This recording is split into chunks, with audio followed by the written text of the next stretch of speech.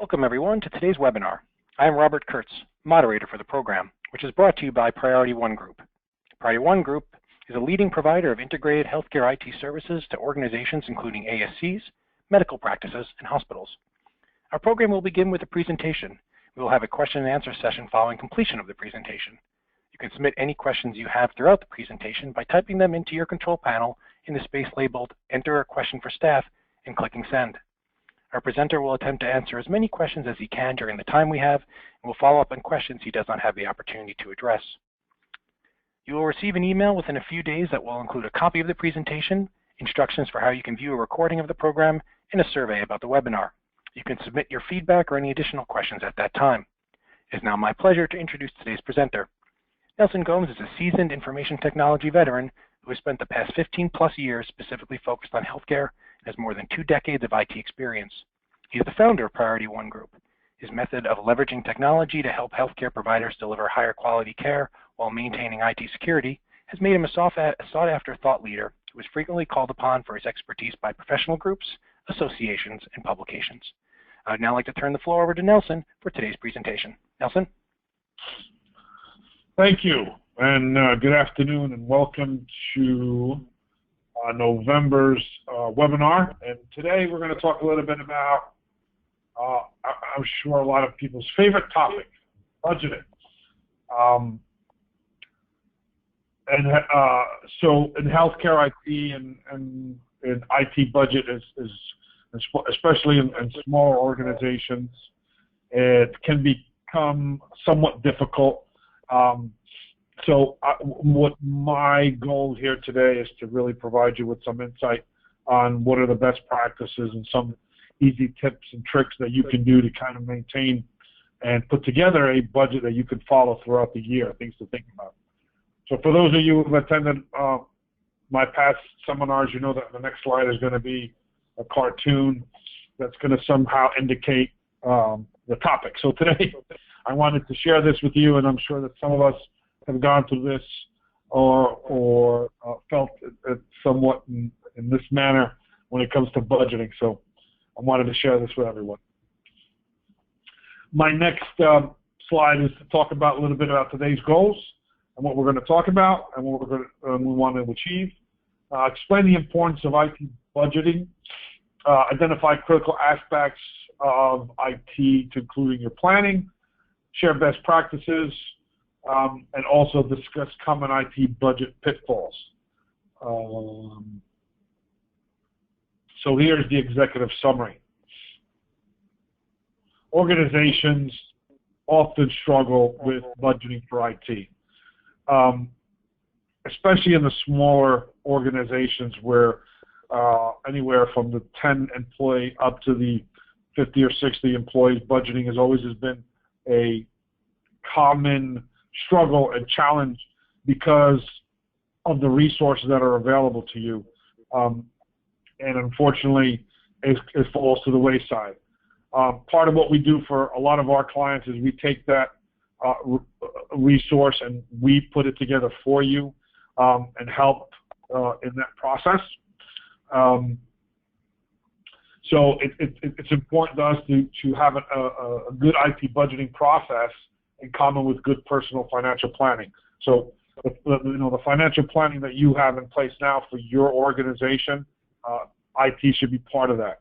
So what we'd like to do is really outline a budgeting for the next rolling 4 quarters. And, typically we don't do it just once a year. We feel it's important to kind of revisit it at a minimum twice a year, where we initially put in here's our yearly budget that we think for the next 4 quarters, and if that ends up falling in Q4 of the prior year, then you're going to see all of the following quarters in 2017.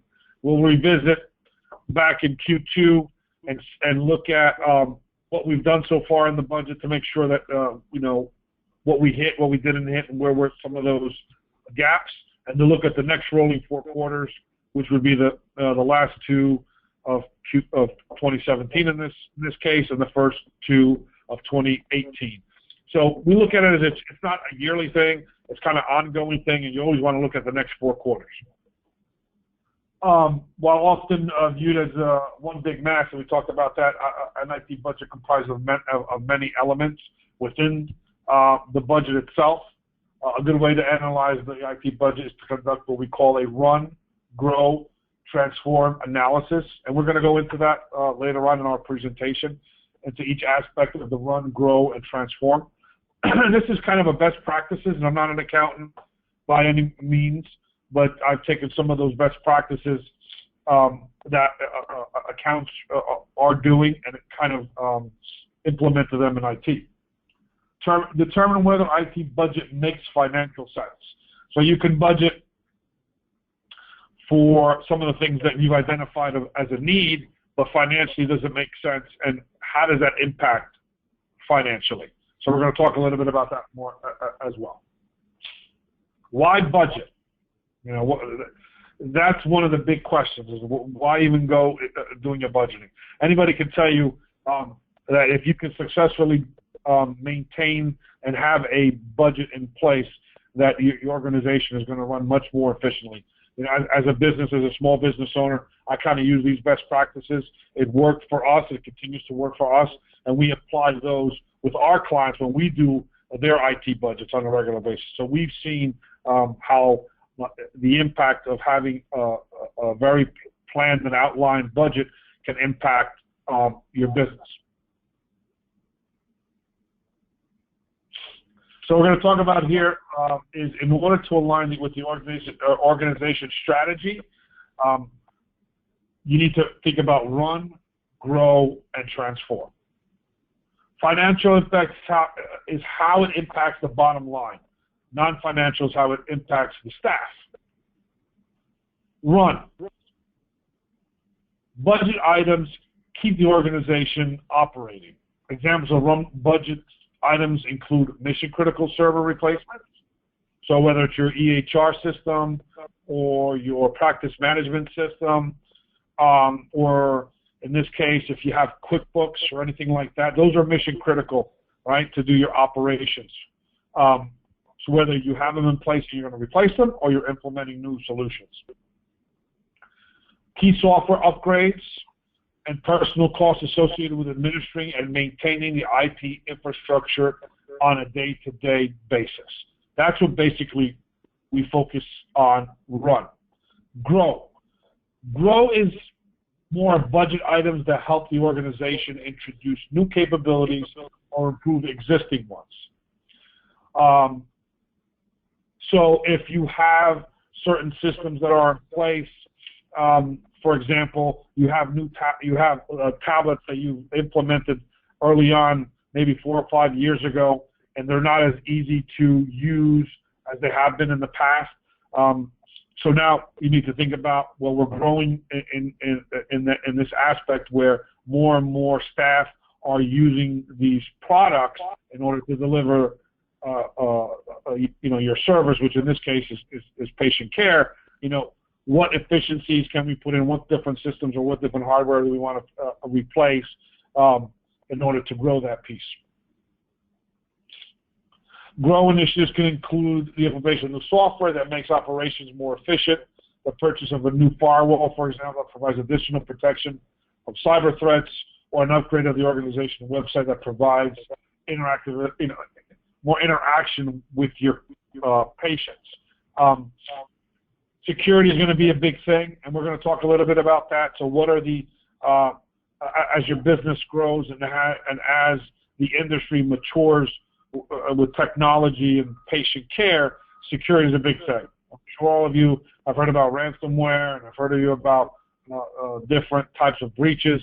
As you grow into your business, this is something that you need to think about. Transform. This is more of items or research and development type of activities. It might be one of those things that, in this case, you have your physician liaisons and your physician, basically key initiative folks that are going to want to put in new type of solutions into the organization, into the environment, that are going to be able to help them provide better care. So whether it's a online registration system where they're going to register online, so that's an initiative of a new type of product that you're going to implement that's going to impact patient care. Whether it's going to be an initiative that you want to provide your patients with a way to go online while they're waiting in their waiting room. So how are you going to do that? You want to offer that to your patients. What are some of the risks? What are the things that you need to do? So these are new initiatives that you want to implement in your organization. So that's some of the things that you need to talk about and think about. These initiatives might seek to identify, for example, the right technology for an organization capabilities, fundamental changes to business processes, or a new product or service offering. Examples of transform initiatives, like we talked a little bit about, maybe proofs of concept, prototypes, maybe a small-scale testing of a new system or business application that you're going to implement in your practice. So what you want to do also is understand the impact of the overall capital and operating budgets. So there's going to be financial impacts, right? And there's going to be non-financial impacts. Those financial impacts obviously are going to impact your bottom line. If they're going to impact your bottom line, then you need to understand how they're going to impact the bottom line, and what are those financial obligations that you need to do. And we're going to get a little bit more into this later on in the presentation. The non-financial is, what are the impacts to the staff? So if you're implementing a new system, let's say, whether it's a new system in regards to whether it's an EHR or whether it's a new practice management system or anything that's integrating into your current systems, you have to think about training the staff. So if you're going to train the staff, that means that the staff is not going to be productive. If they're not going to be productive, what is the non-financial? Ultimately, there's going to be a financial impact, but this is more seen as a non-financial impact, right? So how do you plan for that?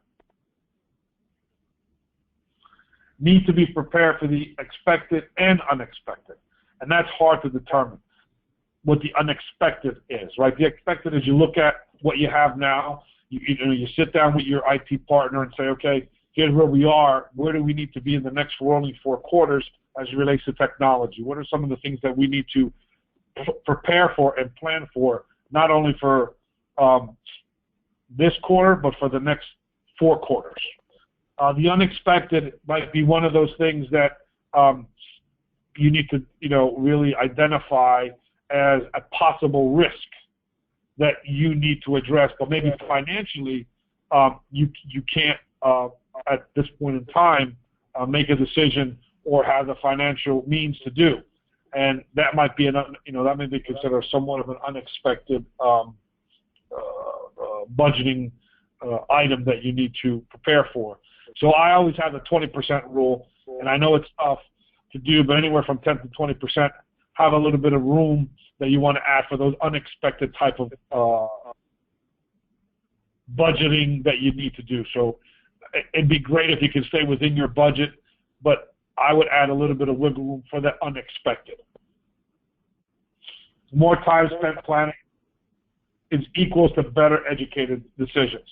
So if you're looking at doing a yearly budget, it's very important that you work with your IT firm to really determine early on to say, I want to plan for my 2017 IT budget, and I need to sit down with you to understand what are our needs and what are the things, and here's some of the items that we're looking to do next year, so that you have a well-planned budget and understand what the costs are going to be associated with that, so that you can make those decisions. So when it comes to integrating or implementing new solutions, you want to have enough time that you are going to do the right due diligence to ensure that the product or the solution or whatever you're looking to add on is the right product. And then in order to do that, you need to do your due diligence along with your IT firm, so that when you're putting your budget together, you have not an educated guess, but you're more educated on exactly what you're looking to do, and you know what those costs are going to be, where the risk of the budget being over and of being over what you really thought you were going to spend is much lower. Doing that and planning ahead, believe me when I tell you, is provides you with a better understanding of what you need to do moving forward, and you can make those decisions a lot easier when you have as much information in front of you. So do it as much in advance as you can. And my recommendation would also be include your IT firm in those decisions, because they might have some things to provide you so that you can think about when you are going through that process of identifying a new solution and, oh, you know what, I need to do this. Is there an impact in IT? Let me call them or let me shoot them an email. So like that, you're not surprised later on. You'd be surprised on how many systems that have nothing to do with IT that are really IT related that will impact you. I'll give you a perfect example, and this is something that we've gone through. There was a large surgery center that we were dealing with. They put in a new system to manage all their the drugs that they had in place. The system required some IT integration, and they went through the process of evaluating the product for themselves, but they never included us in the whole process because there were some items that they needed to consider. They did that unfortunately they weren't aware of. So always ask the question, what's the impact for IT in anything that you really do? There might not be one, but always think about that. Rush decision often lead to poor technology fits, and I've seen that more than once. And it has to do with, not spending enough time on looking at and really understanding what the IT product, whether it's a product or not, that's IT related, and the impact on your business. There has been many times when those decisions are made and not spent enough time on, where organizations are going to spend money on whatever that solution is, and they get shelved, or they're only using 10% of that solution because due diligence wasn't properly done. So include IT as much as you can in that process.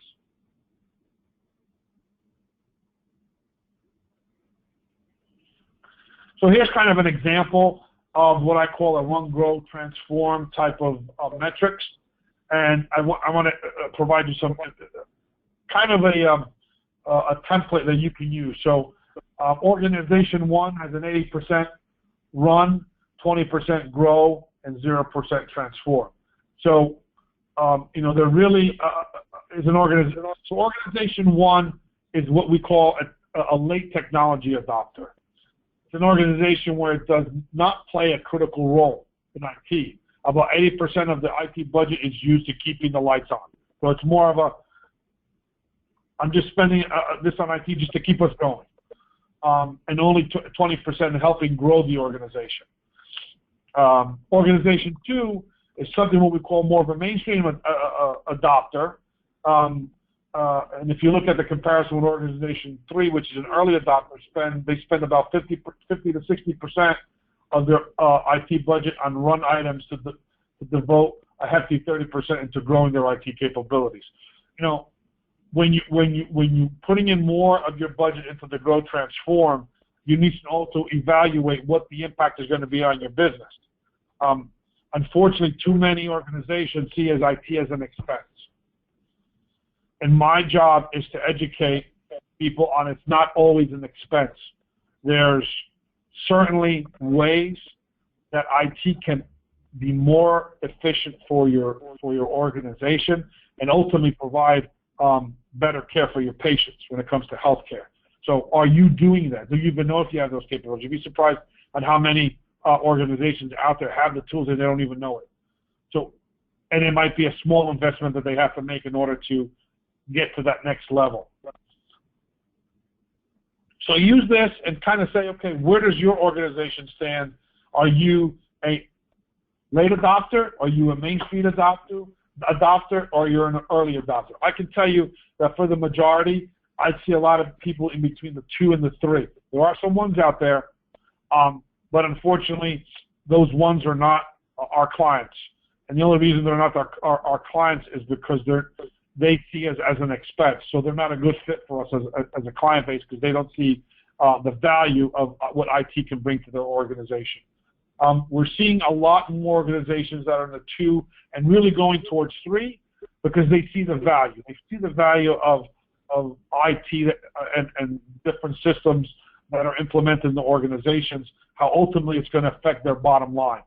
They were able to see more patients, provide better care, and ultimately, help the bottom line. So that's a trend that we're seeing, and more technology is being integrated into any type of organization because of the efficiencies. So, we talked a little bit about financial impact, right? So because IT budgets often have large capital and non-operating expenditure components, the final IT budget needs to be incorporated into the organization's overall budget to determine whether the timing or the financial options for IT initiatives could have an unintended consequence. So performance key indicators. You need to understand that if I am going to implement or if I'm going to budget for certain types of solutions or certain types of items, what are the financial key indicators of the impact of that solution? So you should determine ahead of time to say, if I'm going to implement this system, what should I be getting out of it? What are the key indicators that I need? What can I use to measure to ensure that I'm getting the best out of it? That's the only way you're going to know if it was a success or not. Because sometimes you may have a solution, it might be the way that you're using it that's not making that impact. So if you have a way to measure, you can go back and see, well, here's where it's impacting us, and here's why it's affecting us. So without those and having a baseline, then you're not going to know. So having financial KPIs is very important. And each organization uses KPIs differently to gauge its performance. So just keep that in mind. The impact on the financial statement. So again, if you're going to make an investment in IT and you have your budget, what is the impact on your financial statements?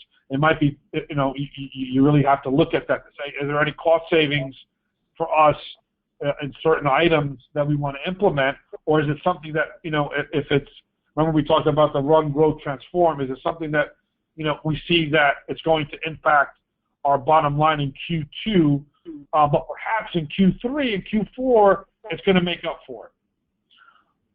Or it might be something that it may impact in Q2, but you may want to say, you know what, we need to move that to Q3. So knowing ahead of time is very important. So you should have all those financials available to you and integrate it into your own overall budget, capital budget, to compare to what you have in place.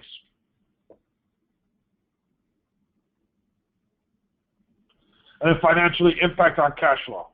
As we all know, cash is king, right? So it doesn't make a difference how well you have a budget. If your cash flow is impacted, then obviously you're going to have some difficulty there. So one of the things that I look at and then I discuss with our clients is, here's the budget of the different solutions that you're looking to put into place, whether it's new servers, whether it's new equipment, whether it's new software and licensing. There are ways to implement financial decisions where it's not one big capital expenditure in one shot. So there are different solutions where whether you can lease it and you kind of spread it out through whether if you want to do it 12 months, 24 months, 36 months. It really depends on what you're doing. With hardware, it's usually do it over 36 months. Maybe you don't buy it. Maybe you rent it. There are organizations that are going through that process, that we have clients that are doing that, where they're actually renting equipment at a lower cost, and after 3 years, they know that they're going to get all their hardware refreshed. So that's already built in. So now you have a long-term budget that you know that, okay, every 3 years, I'm paying X amount of dollars for all my equipment. 3 years from now, I don't have to worry about upgrading this or upgrading that. I know that it's already included, so I'm going to get all this refreshed, and I know what my costs are going to be. So how does that, and that obviously is going to impact your cash flow. So the better you know of what your costs are going to be, and knowing how you're going to, on how you're going to implement that throughout the year, and if you can spread it out, and if it makes financial sense, then do it that way. Unfortunately, I've seen I've seen several times where capital investments are made for certain things, and it impacts cash flow. I'll give you a perfect example. Unfortunately, I'm going to use Sandy as an example. That affected a lot of people. Cash flow, obviously, in the tri-state area, a lot of physician practices were closed, so you couldn't see patients. If you couldn't see patients, you couldn't bill them. So cash flow was really bad. Now, if you had implemented some kind of a system in the past and you had a big capital purchase there, that's going to impact your cash flow. So we use these same practices in our business. So we know they work, and those are some of the things that we want to share with our clients and prospects and other people that are within the healthcare community. So some of the expenditure types and categories that you need to think about. Services and support. So if you not just for IT, you got to think about, okay, if I have some kind of X-ray machine or other biomedical type of products, what are the maintenance for that? So understand what those costs are, right? Include those into your contracts. If you have service and support for IT, look at that contract. Is it up? Is it up for renewal? And if it's up for renewal, what are going to be the costs to renew that if there's going to be additional costs? What are your software licensing costs? Perhaps you're using Office 2003, and now it's no longer supported. It's a risk. It's a risk. You need to upgrade. So what are the costs associated with that? You have to also think about your ongoing costs with your licensing for your EMR and your practice management system, right? There's always maintenance costs for them. And typically, and I think I talk about this in my slide, it's anywhere between 17 and 20% of what the purchase price was. So you have to take that into consideration as well. Hardware costs. Are you going to be replacing new equipment? Are you going to be upgrading new equipment? Any other outside contracts as well that are embedded into technology, whether it be your telecoms or your phone systems, are they up? You'd be surprised. I could tell you for a fact, and this is not our practice, that if you're up for renewal and you have a 90-day clause in the contract that says, well, you need to notify us 90 days before your contract is up or else it's going to auto-renew, believe me, they're not calling you 90 days before the contract is up to talk to you about auto-renewing.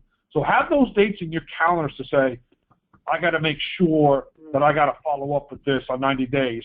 And if I wouldn't even do 90 days, I go back even more time than that and probably even do 4 to 6 months, because especially with phone systems, it takes time for you to evaluate. Remember we talked about in a couple of my slides previously about doing the due diligence before making a decision. What you don't want is to be on the time crunch to say, oh my God, it's 90 days. I got to make a decision if I'm going to keep these guys or if I'm not going to keep these guys, and I got to make a decision, right? So understand when those contracts are up and give yourself some cushioning amount of time in order to go through this. When you go through those contracts with all these providers, make sure you have the right people with you to go through that process. So then you have your expenditure categories, your capital costs, your capital expenditures, your operating expenditures, and any of the projects. Those are the 3 categories, right? Capital expenditures that you're going to need to spend money on, your operating costs in order to go ongoing operations as it relates to IT and projects. So those are the 3 different categories that you would need to break up, and these different expenditure types would go into those different categories. So now you have an idea of where you're spending and where you need to spend throughout the year for capital, for operating, and project. Again, this kind of falls into the whole thing that we're talking about with Run, Grow, and Transform. So areas of focus, so capital purchases, so big purchases. That's what I categorize as capital purchases.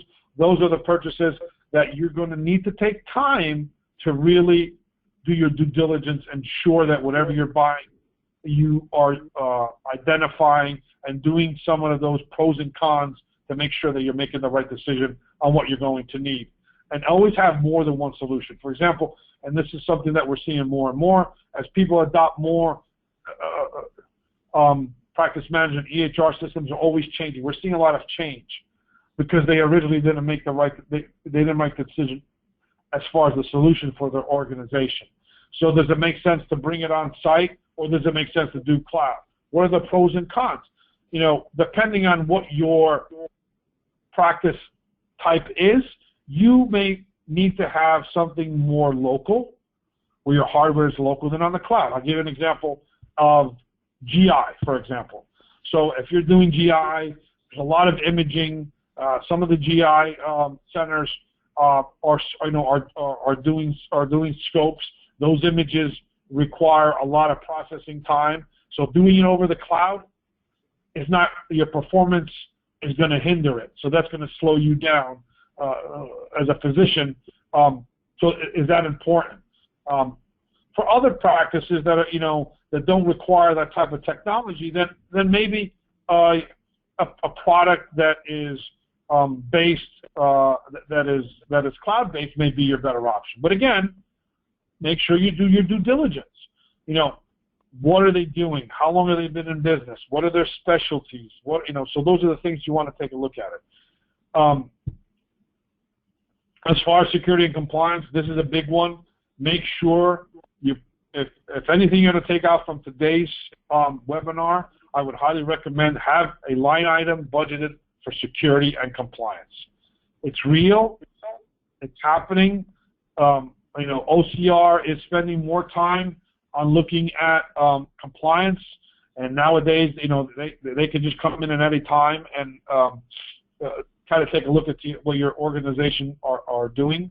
Enforcement is up, and so are the fines. They are actually, the guys that are enforcing it or are incentivized to find issues. So make sure you have a good security and compliance plan in place. And disaster recovery and business continuity kind of goes hand in hand with that. So what do you have in place to keep your business going? And you need to make sure that you budget for that as well. Saying that you have a backup, that you have backups is okay. When was the last time you backed up? When was the last time you restored? When is the last time that you went through a mock disaster and kind of checked and see how well it's working or not? Disaster recovery and business continuity is not a one-time thing. It's an ongoing thing, and you keep tweaking it, not just as it relates to IT, but as it relates to your operation, period. So think about that. Maintenance and upgrades. We talked a little bit about that. How does it impact? You need to consider that. So maintenance not just for your systems or your servers, but also for the maintenance for your mission-critical systems, whether it's QuickBooks, whether it's your practice management system, whether it's your EHR system. Make sure you understand what those impacts are. There might be systems that are going to be end of life that are sitting on top of these mission-critical systems.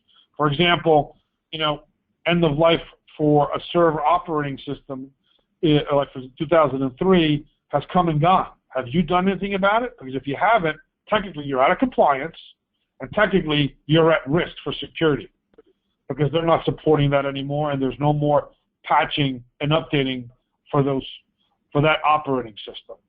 So it doesn't necessarily have anything to do with your mission-critical systems, but they kind of do because there's, your mission-critical systems are sitting on top of these operating systems. So you need to consider that.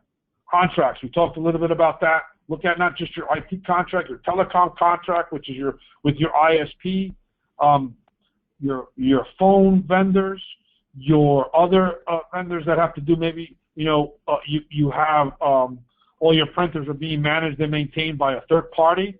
Understand what their contracts look like. You should be visiting these on a regular basis, and you should have some kind of notes in your calendar to kind of trigger some kind of I need to make sure that I have to follow up with this. What we do with our clients is we have all that information within our systems and within our RMM systems, which send us notifications that say, okay, this client's ISP is up for renewal in 120 days, but it's really 60 days. So we're giving ourselves enough time.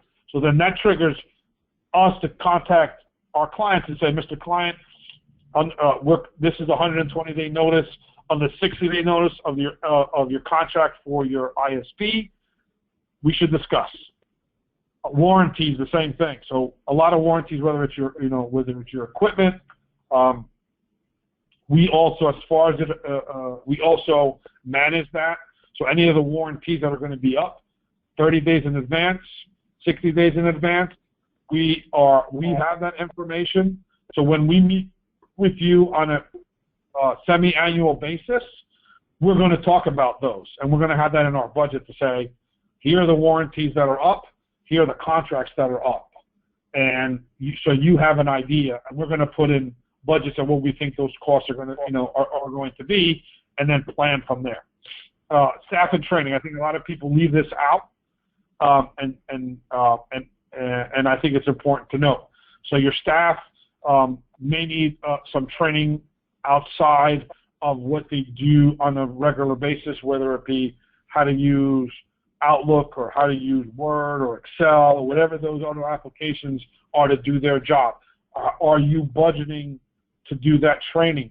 Or are you even working with, for example, there's a lot of grant writers out there, and a lot of people don't know this, that training is available and made available by grants that the state is providing.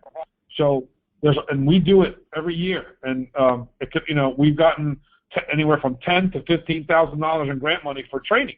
So that's areas that you need to budget for, whether you're paying for it or you're not paying for. So think about think about that as well as you look at areas to focus for budgeting. Oops. Capital purchases, we talked about this. These are some of the things you need to focus on when it comes to the capital purchases. Growth plans, we talked about this. So in growth, are you going to expand the facility? Are you going to add another new location within the following year? So if you're going to do that, let your IT people know so that they can budget and say, okay, if you're going to open up a new facility, is there cabling there? We need to add facilities for, maybe you need to connect all the different locations together, so there's going to be MPLS costs to connect that. When you're dealing with Verizon and all these different ISPs, from the time that you talk to them to the time that it goes live, at a minimum, it's 60 days. Okay, so those are the things you need to think about. If you're adding specialties or physicians or staff. So if you have in your budget a growth plan, where in that plan, where are we putting all this throughout the year? It's very important that you communicate that with us, and we'll work with we work with our clients to kind of identify that. So growth brings added IT costs, whether it's new computers, software licensing, telecommunications, cabling, and support and maintenance. So what we do with our clients is our budget will include that. To say, okay, you're adding a new facility, we're going to ask the question: how many more users are you adding? Okay, are they all going to use computers? Are they all going to use? Are they all going to need access to X, Y, and Z? Are they all going to use email? So all those questions we're going to ask you. And if you're not working with us, then you should be asking those questions to those service providers that are providing IT services now. Security and compliance, we talked about this. OCR launched the next phase of HIPAA audits.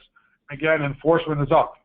So covered entities and BAs are going through this process. I can tell you that A lot of people that are considered VAs are just signing business associate agreements. That doesn't make them compliant. As a organization that focuses in healthcare, we follow the same guidelines as you, and we have to, because we're also, as a VA, we're also and can be audited by OCR.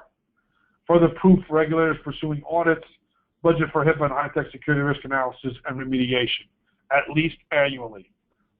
If you're not doing a risk assessment, you should. And the reason why I say that, and for those of you who were in my last webinar, we talked about security. OCR, that is the first question they will ask you when they come in the door, is can you please share your risk assessment? And if you don't have one, it's a red flag. And it's a simple task. It's a matter of kind of going through and seeing the state of where you are as an organization at risk. And if you are at risk, it's okay. As long as you have it outlined to say, here's the risk that we found, here's the gap in the risk that we found, and here's the remediation plan that we're doing to address it. It shows that you're taking initiative to address it. If you're going to stick your head in the sand and just say, well, we didn't do anything, it's a red flag. It's a simple thing that your IT service provider should be doing for you now if they're not. Ask the question. We talked a little bit about disaster recovery. You know, it's important that you take a look at this and see if it's something that you currently have in place. If you don't have it in place, then you need to think about how it's going to impact you. Now, different solutions are going to impact, in order to help you with disaster recovery. There's different costs. You know, there's the cost of backup. There's the cost of recovery. There's the cost, you know, to implement. You want to be able to do is really understand what your plan is going to be and understand how it's going to impact you and what is your tolerance in downtime, right? And here's what I usually hear in speaking with the physicians. If there are any physicians on this webinar, please don't take this the wrong way. Physicians say to me, oh no, I can't be down more than 30 minutes. I say, okay. So I put together a proposal, and once they see the cost, they're like, oh, you know what? I think we can handle going 4 hours more downtime. Obviously, the costs are going to be much different. So it's a matter of, if you have a disaster and you need to keep going as far as business continuity, what is your plan? And it's not just IT related. IT is just a small piece. So take that into consideration. So a small disaster could be ransomware, where ransomware attacks your systems and encrypts them. Having some kind of a backup solution that has the ability to bring things back to where you want them is very important to have. So they do have an impact to your bottom line. And if you haven't an opportunity to look at that webinar, we have it up on our website, and you can review it in more detail.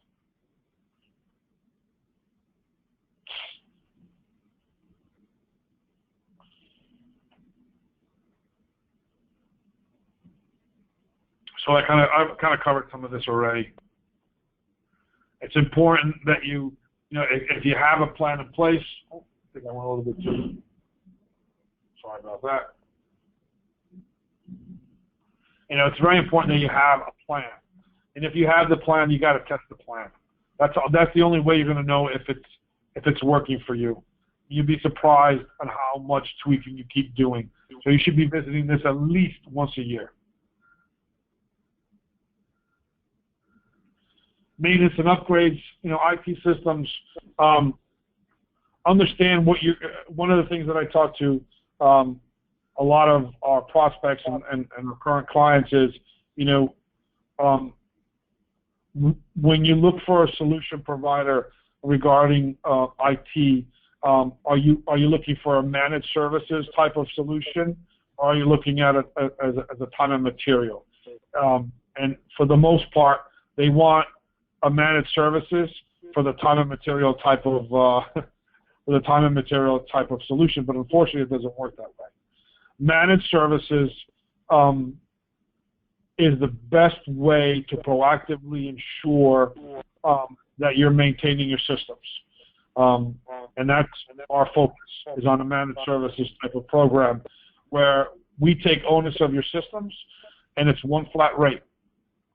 And we focus on ensuring and maintaining ensuring that your systems are being maintained.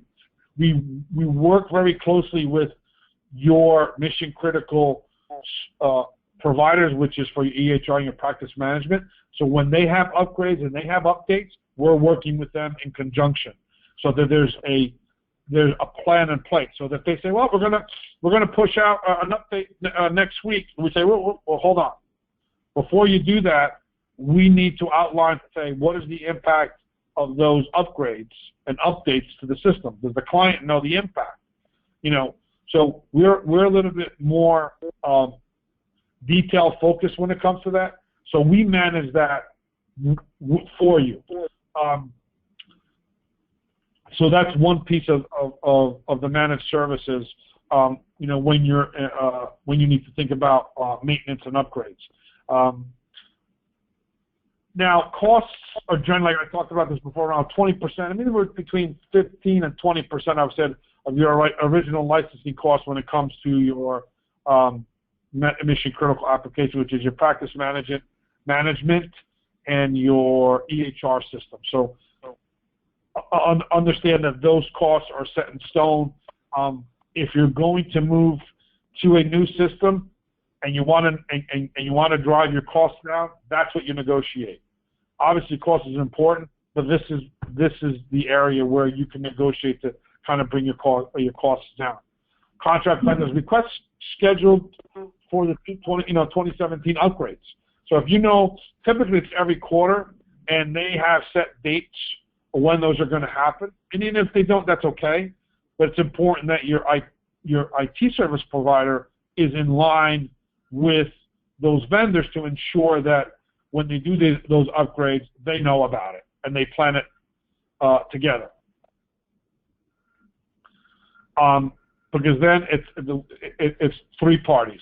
It's the vendor, it's your IT company, and it's your leadership staff that are going to coordinate that. We typically coordinate it. We know that the upgrade is going to take place. We usually do it during off hours. Obviously, you don't want to do it during the time that you are seeing patients. So during that time, the vendor and the IT firm, in this case, Priority One, is working together, and we notify our clients to say, here's where we are in the stage of the upgrade, and we are successful, or we weren't successful, and we're going back to its original state. So there's constant communication. It's very important that the next day we have somebody on site to address any issues that may come up. And on occasion, those issues are going to come up. If not, usually our service team is aware, and everybody has dedicated staff to that client because of that upgrade. And sometimes those upgrades have impacts on the hardware because it might be a major upgrade, and there's some requirements that are associated with the upgrade. So your IT team should be able to say, okay, here's the new upgrade. Here are the requirements for that upgrade. Let me take a look at all the systems that we're supporting. What systems meet and don't meet that upgrade, right? Because there might be an impact there. So you want to know ahead of time. I talked a little bit about this already, about the managed services. Again, with growth, you know that if you're adding more people or more equipment to your organization, you should have two types of managed services contracts, whether it's a per user, which is our model, or is it a per device type. With the per user model, we see it as we're supporting the user, whether it's his phone, his tablet, his laptop, or his PC. We support everything. So it's important that if you know through the course of the next 4 quarters, if you're going to add people, then, okay, if I'm going to add people, then I know there's a cost for that person to support. I have to give them a new computer, so there's a capital cost there. I have to buy some licensing for Office, there's a cost there. So there's a trigger effect, right? Telecommunications, again, these contracts come up, and I can tell you from experience, unfortunately, when they come up, they're not going to tell you they're going to come up because there's, you know, for the most part, there's auto renewal contracts, auto renewal descriptions and in the contract where it's going to auto renew, and there's nothing you can do about it. You know, look at the contracts. Does it meet your need? You know, are you over buying stuff? Can you upgrade or you can't upgrade, or can you downgrade? And those are some of the things that you need to look into and consider when it comes to contracts. And again, you know, I have that tip with a change contract prior to renewal deadline to eliminate fees, because for any of these vendors, reoccurring income is very important to them. And if you're going to renegotiate with them, they're going to, you know, they're going to want to maintain your business. So they want to keep your business. So have the upper hand and make sure that you negotiate and put in your budget when you know that when that time comes, and give yourself enough time to do your due diligence. We talked about this as far as warranties are concerned.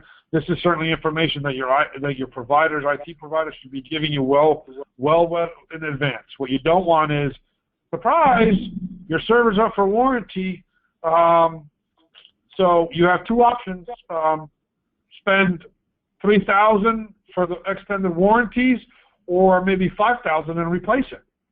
But if you're giving last minute, then again we go back to you don't have enough time to make that decision. So again, having a full layout of what that year is going to look like, now you know you have time to plan for it. Same thing with the firewalls, and same thing with the switches. This is just with major equipment. So does it make sense to renew the warranty or just buy new? Because it may be that you know, you can upgrade the warranty, but the price difference, the delta between buying something new and upgrading the warranty may make more sense for just to replace it, because it may have more functionality and it's faster and whatever the case may be. Because with warranty, especially with equipment, if you're already purchasing equipment like servers, you should have a 3-year warranty anyway. The 4th year, you know, you're only going to be able to do it another year. So, and that might be your strategy to say, you know what, we'll just extend it for another year, and then the following year we'll buy the hardware. But you may want to know that ahead of time to say, you know what, guys, let me know what it's going to cost me now, because maybe it makes more sense to do it this year than the following year. We don't know that. That's information that we need to share, that you need to share with us, right? Know when warranties will run up, and we talk about that, and make sure that you know if it's 30 days, give yourself 60 days so you can make the decision. Or if you're looking at the budget, if you're looking at the budget, you're looking at the next 4 quarters, you're going to know way ahead of time if those warranties are up. You know what, Nelson?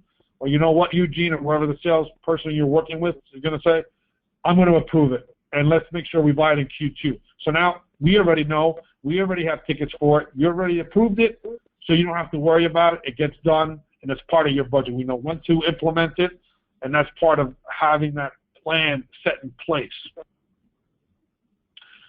And we talked about if you can renew or not. Sometimes you can't renew warranties. So if your servers are up for warranty, right, in 30 days, now you have no warranty. If your systems crash, now what do you do, right? So again, it's all about being as proactive as you can, and understanding really what you need and what the risk is. It's up to you to manage that risk, but it's important that we provide that information to say, here's the risk. If you have no warranty, and if you have a hard drive failure, it might take X amount of time to get a hard drive here. That means that you're going to be out a certain amount of time. Now, if you have redundancy built in, one hard drive shouldn't hurt you, but at the same time, it may be okay. I know that the warranty is up. Maybe I'll buy just, I'll put some money aside, have some spare equipment sitting for me. But at the same time, the cost, the cost may not make sense to do that. Again, it's more about getting as educated as you can regarding that, so that you can make educated decisions. Staff, and we talked about training, making sure that that you budget for training, whether it's vendor conferences. If you have a power user that is using your EHR, your practice management system, you'd be surprised on them spending time and going to these conferences that are specific to the industry and to that particular product. They're going to find efficiencies in that system. If they find efficiency in that system and share with the entire staff, then again, that's just going to help you and your organization.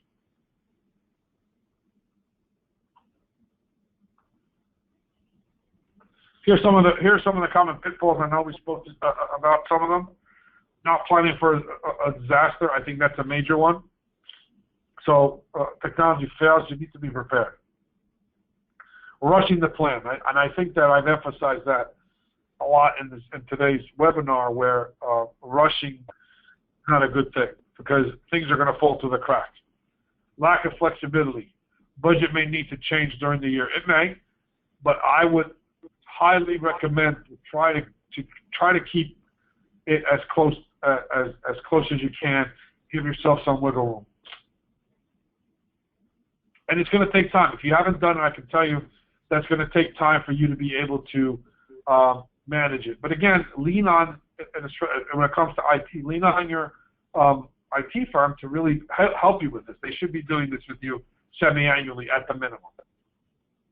Budget planning in a bubble.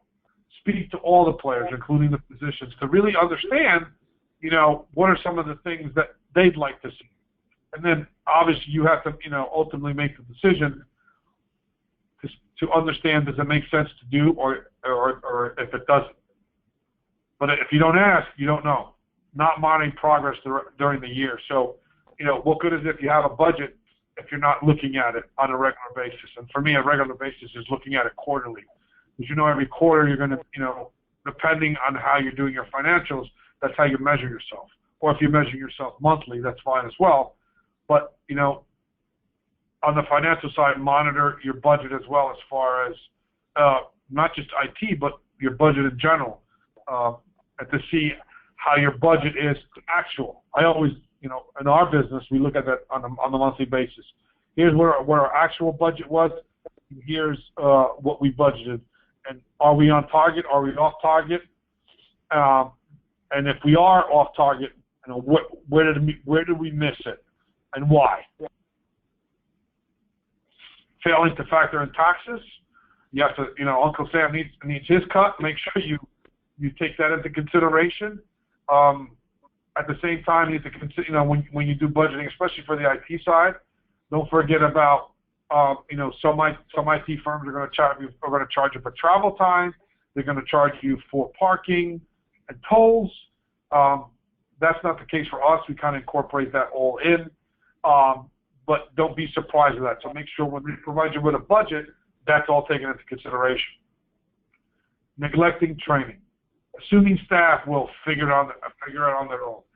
You'd be surprised, on how much time they're going to spend on figuring the things out. Ultimately, it affects your bottom line. So efficiencies, you will see not only it affects your bottom line, but a more cohesive environment. So if training is not part of your budgeting now, make it part of your budget.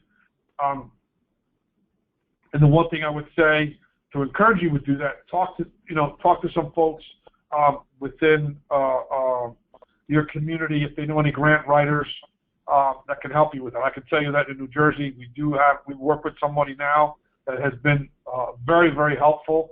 She has worked with a lot of other healthcare providers in the area and has helped them with establishing and getting some grant money for training purposes. And it goes a long way. And I think that's part of, educating your staff and being able to provide that type of education goes a long way.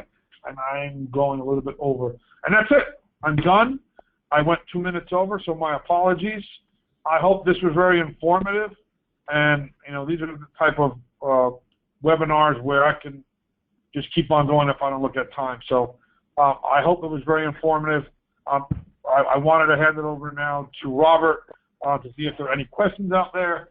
So if you do have any questions, send them to me. Robert, do we have any questions? Yeah, Nelson, thank you for your presentation. I'll give you a moment to catch your breath. We're going to jump into the Q&A portion. We got a few questions we'll get to, and then we'll wrap up if people don't mind staying on for just a few extra minutes. So let's get into it. First question, we've got a participant asking you to discuss management of the budget, what tools to use. All right, so some people use, within QuickBooks where they're using that to manage their budget, and I've also seen where they work with their accountants or their bookkeepers, and they put together a very simple spreadsheet where it can identify all the different categories that we talked about, what the expenses are, and it breaks it down by month and by quarter, and they add some growth to it. So there's very simple tools and very simple spreadsheets that you can use. There are templates out there for Excel if you want to use them and just kind of tweak them and customize them to your own need. But you can use that as a guide. If you don't have one, you should have one. So you can use something simple like a simple spreadsheet, and there are a lot of free templates online that you can use, or you can do it within QuickBooks, but that requires a little bit more experience and expertise, but you can do it there as well. Terrific. Let's do one more question. How about what's the best way to do competitive pricing? Good question. It really depends on what you're looking or what the product or what the services you're competing for. But I would recommend, obviously, if you're doing competitive pricing for this case, let's say it's a service provider with telecommunications, talk to those fellow administrators from other organizations that you're working with. You'd be surprised on how much information you can get from those colleagues of yours, and do a side-by-side comparison and when you're evaluating them, right? So you should have, I always say, have an evaluation process, whether it's a product or it's a service. And then in that evaluation, kind of identify and say, here's what I want, this is what I need, and here's what they're providing. And then grade it. Here are the pros, here are the cons. People tend to kind of look at the bottom line and say, oh, they just look at cost. But look at the value. Are you getting the value? Or do you think that vendor brings you value for the additional cost that it may have? You'd be surprised when it comes to us. We're not the cheapest in town. We're not the most expensive in town. But at the same time, there's value that comes with our service. So what I would definitely recommend is if you're doing that competitive pricing, understand the value of one towards the other. Make sure you have the pros and cons type of sheet simple sheet that you can compare with. Excellent. Thank you, Nelson. I'm going to give you a break now. We're going to wrap up the program. I know there are a few questions we didn't get a chance to get to, so for those of you who submitted them, I'll make sure to pass them along to Nelson along with your contact information for follow-up. If you have any additional questions or like to learn more about what Priority One Group can do for you. You can contact Nelson directly. His contact information is on this final slide, or you can certainly reply to any of the emails you have received concerning this program. I want to thank Nelson for an informative presentation, Priority One Group for sponsoring the program, and all of you for taking the time out of your day to join us. You can hear Nelson discuss the top technology issues and trends to watch for in 2017 on January 4th. During the next Priority One Group hosted webinar. We'll provide you with a link to register when we provide the presentation materials for this program. And this concludes today's webinar. Thank you again, Nelson. Thank you, everyone, for your participation. Wish you all a wonderful day. Thank you.